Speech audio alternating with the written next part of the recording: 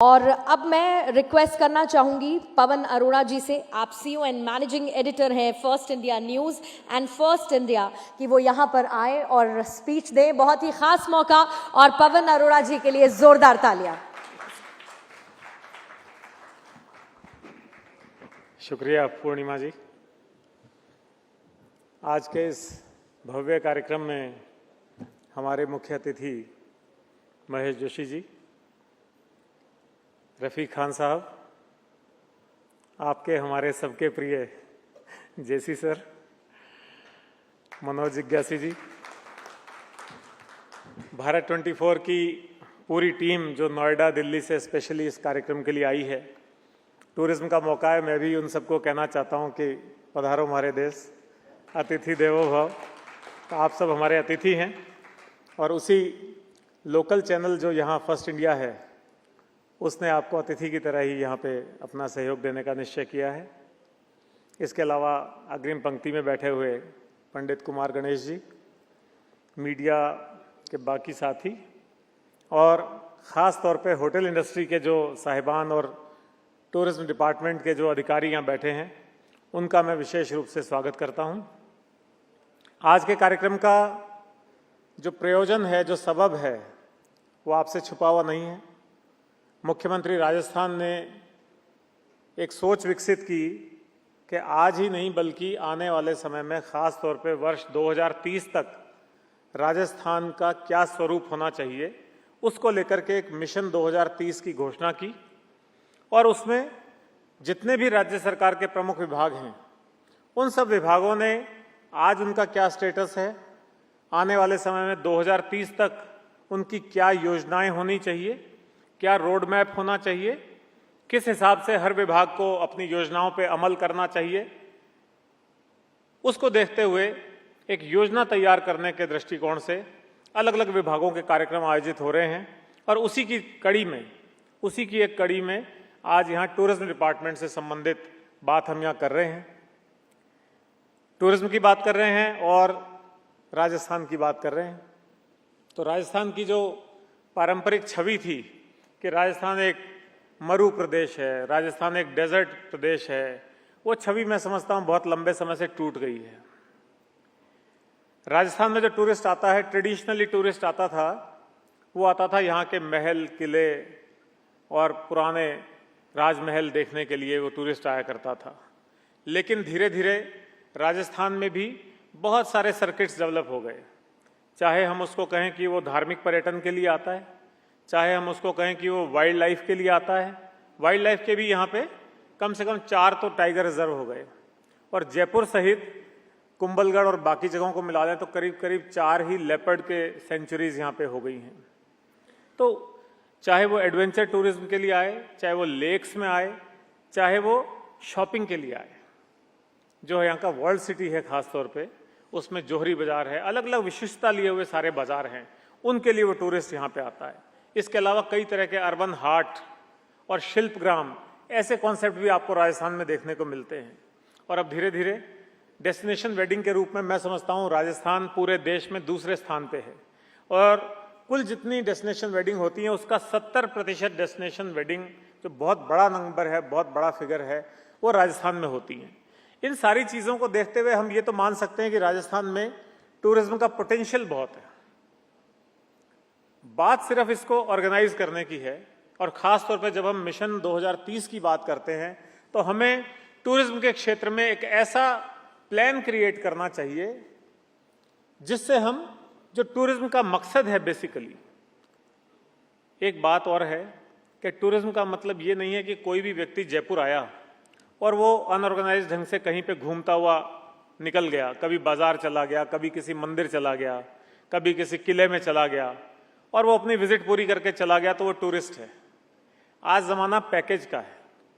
Tourist जब यहाँ आए उससे पहले अगर वो नेट पे राजस्थान के टूरिज्म डिपार्टमेंट की वेबसाइट को एक्सप्लोर करे तो उसको ये मिलना चाहिए कि तुम धार्मिक पर्यटन के लिए आना चाहते हो तो तुम्हारे जो खास मंदिर हैं, वो मंदिरों का कैसे सर्किट बन सकता है, कैसे आमेर की शिला माता देख सकते हो, गोविंद देव जी के मंदिर देख सकते हो, फिर कैसे बाबा रामदेव के जा सकते हो, कैसे फलोदी माता के जा सकते हो, कैसे जीर्ण माता के जा सकते हो।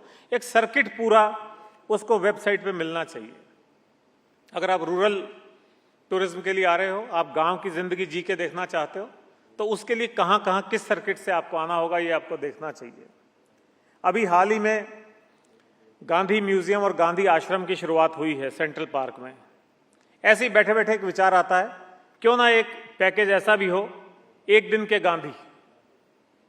आप आइए वहां और एक दिन गांधी की तरह व्यतीत करिए, वही गांधी चरखा चलाइए, वही अपना बुनावट करिए, कपड़ा बुनिए वहां पे बैठ करके, गांधी की तरह सुबह 5 बजे उठिए, फिर अपना वॉक करिए, योगा करिए, एक्सरसाइज करिए, सात्विक खाना खाइए और चीजें करिए, और एक दिन गांधी की तरह जी के देखिए। इतना बड़ा आश्रम बना हुआ है, उसके साथ आप अपने होटल्स को, उस तरह के सात्विक खाना परोसने वाले होटल्स को लिंकअप करिए। विपश्यना केंद्र यहां बना हुआ है। वेलनेस टूरिज्म आज की डिमांड है, लाइफस्टाइल टूरिज्म आज की डिमांड है। बहुत सारे लोग नाम लेते हैं बेंगलोर का, पूना का, उत्तराखंड का, जहां लोग 2-2, 4-4, 10-10 दिन के लिए वेलनेस के लिए जाते हैं। वहां उनको एक पैकेज डील दी जाती, सुबह कैसे उठना है, क्या खाना खाना है, कैसे करना है, मोबाइल फोन से दूर रहना है। जयपुर में भी विपश्यना केंद्र है और भी ऐसे संस्थान हैं, लेकिन मेरे ख्याल से आज अगर कोई लाइफस्टाइल टूरिज्म या आध्यात्मिक सर्किट का कोई टूरिज्म करना चाहे तो उसको वहां उपलब्ध नहीं है। तो मेरा जो फोकस है वो इस पे है कि आने वाले समय की जो योजनाएं बने, उस योजना में पैकेजेस पे जाना चाहिए। एक मेडिकल टूरिज्म बड़ी मिसनॉमर है, लोग कहते हैं मेडिकल टूरिज्म। मेडिकल टूरिज्म कभी टूरिज्म नहीं हो सकता। बेचारा एक रोगी है, परेशान है, बीमार है, वो यहां अगर अपने इलाज के लिए आता है तो टूरिज्म नहीं हो सकता। उसको आप कहिए वेलनेस टूरिज्म, उसको आप कहिए लाइफस्टाइल टूरिज्म, वो कर सकता है।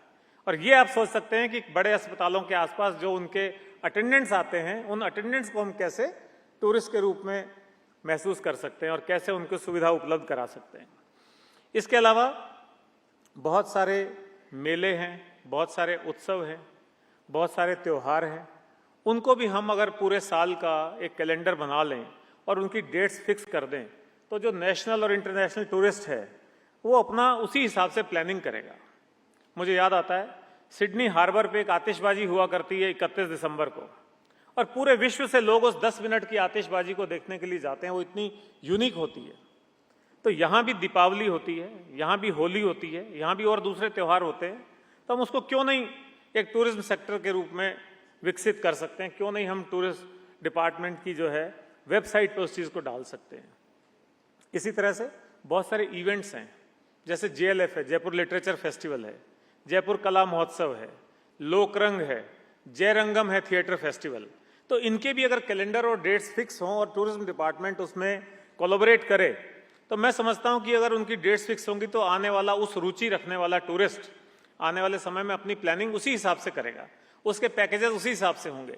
तो हम जो टूरिस्ट डिपार्टमेंट की, टूरिज्म डिपार्टमेंट की वेबसाइट है, उसको इतना रिच कर दें कि कोई भी आदमी उसको देखे तो उसको एक साथ 25 तरह के पैकेज दिखने चाहिए। साल के किस महीने में क्या क्या इवेंट्स उसको उपलब्ध हैं, किस तरह का टूरिज्म वो करना चाहता है, और उस टूरिज्म के लिए उसको वहां जाना चाहिए।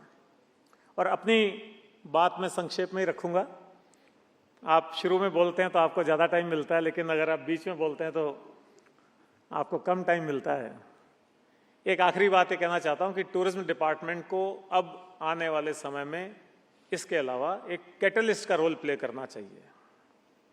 अभी जैसे बात हो रही थी चंबल रिवर फ्रंट की, चंबल रिवर फ्रंट बन गया तो अब सोच रहे हैं कि वहां पे टूरिस्ट को लाएंगे और वहां पे टूरिस्ट जाएगा। ये नहीं सोचा गया कि चंबल में रिवर है तो वहां पे हम एक रिवर फ्रंट डेवलप करें जो टूरिस्ट के काम आएगा। अदर वे राउंड है। वो डिपार्टमेंट ऑफ UDH का इनिशिएटिव था, टूरिज्म डिपार्टमेंट का इनिशिएटिव नहीं था।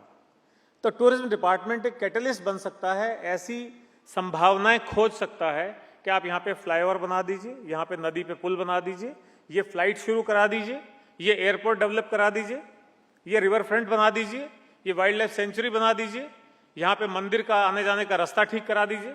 तो जब टूरिज्म डिपार्टमेंट इस सोच के साथ आगे बढ़ेगा कि मेरा टूरिस्ट कैसे किन किन स्पॉट्स पे, किन किन जगहों पे जा सकता है, और वो कैटलिस्ट की तरह बाकी डिपार्टमेंट्स को रिक्वेस्ट करेगा कि आप हमारे लिए ये डेवलप करिए, ना कि जहां जो चीज डेवलप हो जाती है वहां अपना टूरिस्ट भेजना शुरू करें, तो ये अदर वे राउंड हो सकता है। तो एक बड़ी भूमिका हो सकती है और टूरिज्म वास्तव में एक इंडस्ट्री का रूप ले सकता है कि टूरिस्ट खुद तय करे कि मुझे कहां जाना है और कैसे विकसित होना है।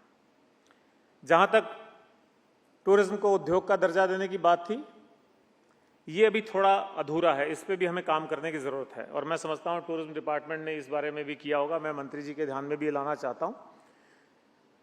अभी तक जो उद्योग दर्जे का फायदा ले रहे हैं वो केवल 20% जो बड़े लग्जरी होटल्स हैं वो ही उद्योग का दर्जा लेकर के उसके फायदे ले रहे हैं। जैसा पहले अमीन कागदी जी कह रहे थे कि जो बड़े होटल हैं जिनका करोड़ों रुपए का बिजली का बिल आता था, उनको हर महीने 20 से 25 लाख रुपए की बचत होना शुरू हो गई है। लेकिन जो छोटे होटल हैं वो अभी भी अपनी लैंड यूज की प्रॉब्लम से जूझ रहे हैं। उन्होंने छोटे होटल आवासीय इलाकों में खोल रखे हैं, दूसरे कॉमर्शियल इलाकों में खोल रखे हैं, लेकिन उनका लैंड यूज चेंज नहीं हो पाता है। लैंड यूज चेंज नहीं होने पाने की वजह से उनको होटल का दर्जा ही नहीं मिल पाता है, तो उद्योग का दर्जा मिलना तो बहुत ही दूर की बात है।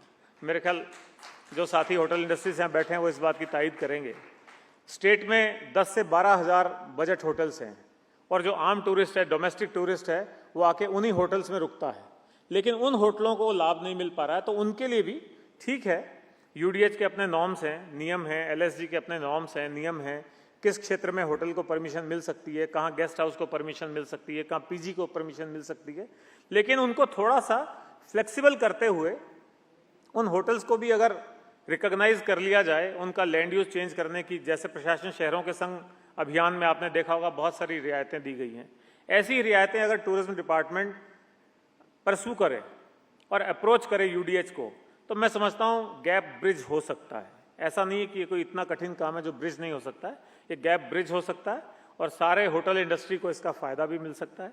तो इन्हीं बातों के साथ मैं समझता हूं कि आने वाले समय में हम देखेंगे कि 2030 तक की जो कार्य योजना बनेगी उसमें टूरिज्म डिपार्टमेंट अपनी वेबसाइट को इतना स्ट्रांग करेगा कि हर महीने क्या क्या इवेंट्स हैं, क्या क्या उत्सव है, क्या क्या कार्यक्रम हो सकते हैं, किन में वो भाग लेने के लिए यहाँ आ सकता है, अपना टूर प्लान बना सकता है। एक तो वो होगा और दूसरा टूरिज्म डिपार्टमेंट एक कैटलिस्ट की तरह काम करेगा और टूरिज्म के नए नए सेक्टर्स, नए नए सर्किट्स को डेवलप कराएगा। Thank you so much.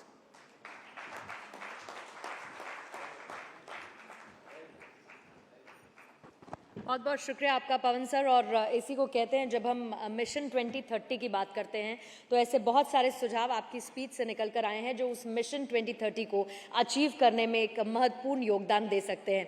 एक बार जोरदार तालियां हो जाए पवन अरोड़ा जी के लिए।